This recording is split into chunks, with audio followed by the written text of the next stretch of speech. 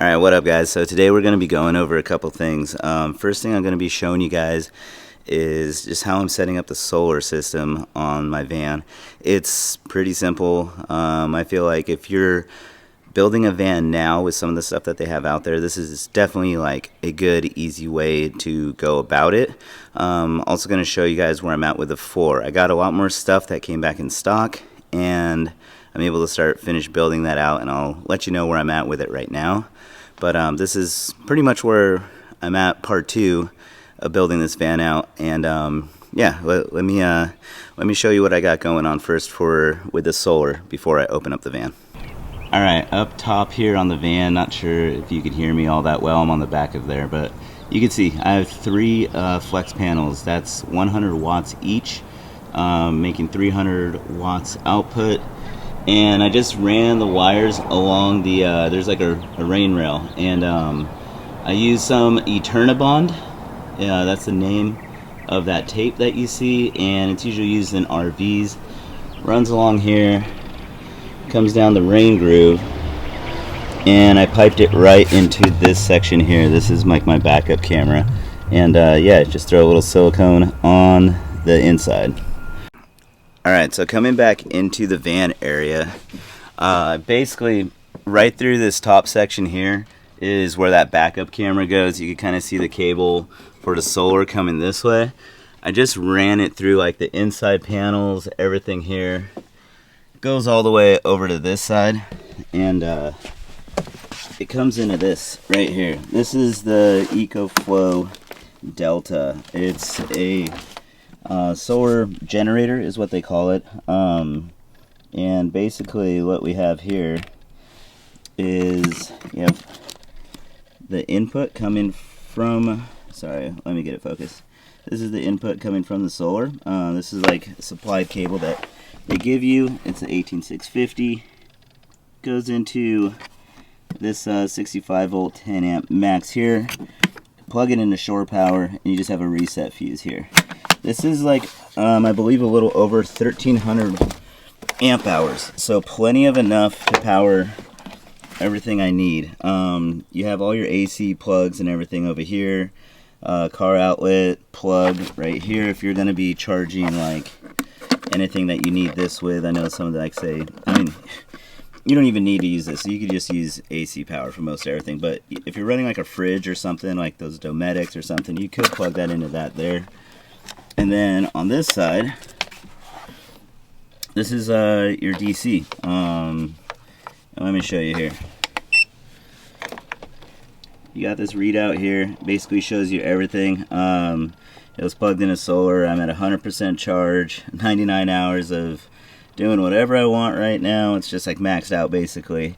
And this will show your input and output watts. So if I plug something in, it'll go to output as soon as that starts draining. If I have it plugged into solar, it'll, you know, split the difference between the solar and what's coming off these lithium ions. And yeah, that's pretty much it. Fast charge, USB, USB-C. It's got it all. This is the way to go, I think. What's nice about this too is the handles. I could take this out. I'm not using it in here. I've been on plenty of jobs already where we get to a shoot, and you know, I take this battery out, I put it on the cart, and I could just field charge all my batteries. People use it like that need their phones charged, everything, and I want to say it goes down to like, I've charged like 40 packs, 1,300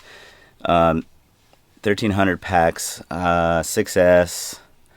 And I want to say the lowest I've seen this go for a full day of shooting, about like 40 packs, and it was at like 89%. Plus like charging other stuff, smart controllers and phones and everything. So really happy with that battery system. And like I said, it's not tied to the van. I could take it out.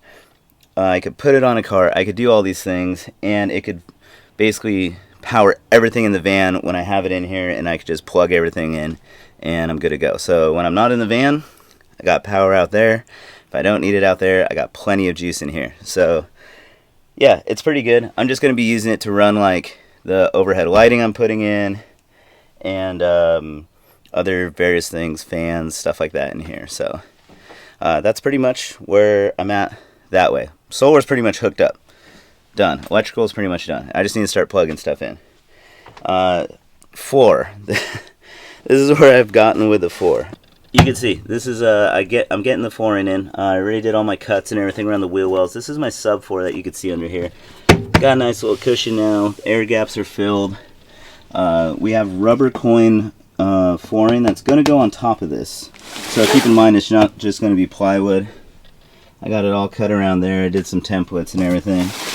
But yeah, I'm just down to the hardest part of this, and that's going to be up front, and I'm going to show you what's going on up there. But this is where I'm at with the flooring. So, boom, you can see it stops here. These brackets. I have to cut the wood around these brackets. First thing was like cutting the edge of the wood around all this. This is kind of like a lot of different stuff to make a template. But I need to get the wood exactly under here, and there's like some weird little cutouts. So I need to make a nice template to make sure I only cut the wood once, because lumber is very expensive right now, and I don't want to mess up. So I have 3 of these. I'm pretty confident in myself that I won't mess up, but that's the last step of the flooring. Then I could just pull the wood out, lay that on the ground, put it on the rubber coin flooring, and yeah, should be good to go. Alright, so if you're not sure what rubber coin flooring is, it's basically this. It's just like a rubber flooring. It's basically that. They call it coins because it kind of looks like little coins on there, a little grippy. It'll be nice. I could clean everything out real easily, dirt, whatever, blow it out, and use like some floor glue on the wood, and gets into these fibers here. But yeah, so that's pretty much it for where I'm at right now with everything. Finishing up the floor. Like I said, I got all the solar. I wanted to make sure I got the wiring and everything right. Didn't mess it up. I've never hooked up solar panels before, so that was the first time, and it was really easy using that setup. So if you're new to like doing any of these camper vans or anything, I suggest going with that setup instead of like fuse boxes and like batteries and everything. It gets kind of expensive too, and that battery's not cheap, but it's an all-in-one unit, and you just plug it in and you can take it out. It's quite nice. But yeah, that's the reason I went with that setup. Floors are going to be next. I might do a little video of me trying to cut out those sections and what I'm doing for the part 3, I should say, of doing the flooring. And then after that, we're going to be doing walls and ceiling. And yeah, we'll get into what I have for storage that's going to go on the walls and how I'm going to mount it and everything in the next part, because that's like a whole nother topic. But if you like these videos, you know what to do. Subscribe, leave a comment, let me know what you're thinking, and yeah, I'll see you guys in part 3. Peace.